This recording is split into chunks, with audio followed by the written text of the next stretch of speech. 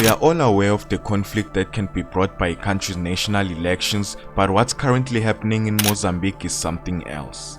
2 weeks ago, the current leader of the Frelimo party called Daniel Chapo had officially been declared the winner of the presidential elections in Mozambique. And now, he's facing allegations of electoral fraud after taking over more than 70% of the votes. His main opponent, the independent Venancio Mondlane, came second with more than 20%. These results mean that Frelimo has extended its 49 years in power since gaining its independence from Portugal in 1975. We're going to improve the economic sector because it's very important for our social peace, our sovereignty, and our territorial integrity. We're going to work to maintain a country of rights, democracy, and to preserve the principles of freedom.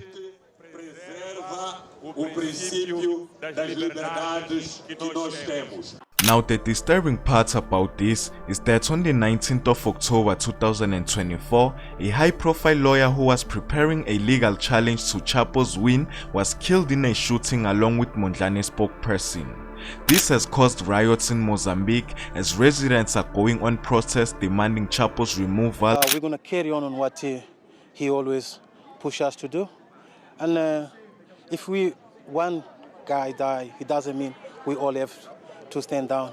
We're going to go forward, and that is where we're thinking on doing. And residents have also accused the police of using excessive force to try and stop the protest. And we've seen videos whereas they've used grenades and tear gas on Mondlane while on interview with journalists.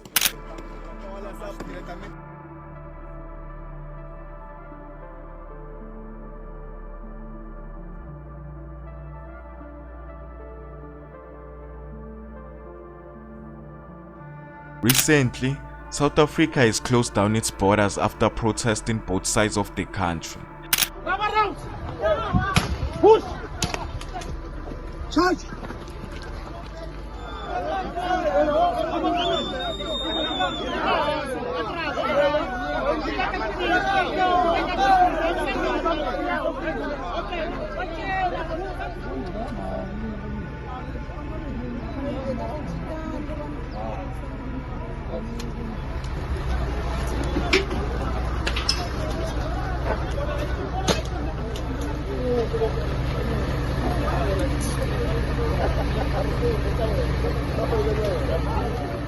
Leading to a complaint from the business sector due to the South African development community's slow response to developments in Mozambique. Over 30 protesters have been reported killed, and the country's economy has dropped as both businesses and schools have been shut down. If the escalation of violence continues, there will be no alternative but to change our stance. The armed forces will have to protect the interests of the state. Our mission as a military force and the other services for those who govern the country today or for those who will govern it in the future is to protect power, to protect people, and to protect our sovereignty. The opposition leader Venancio Mondlane has fled the country as he fears for his life. The SADC has called for a summit to address the crisis in Mozambique along with the help of other countries. This is not only a huge threat to Mozambique but also to the neighboring countries such as Zimbabwe, Zambia, Malawi and the DRC, which rely on the Mozambique ports for imports and exports. Several election observers including the European Union have also been accused of manipulation to keep Frelimo in power. It's crazy how Zimbabwe's president congratulated Frelimo before the official results were announced.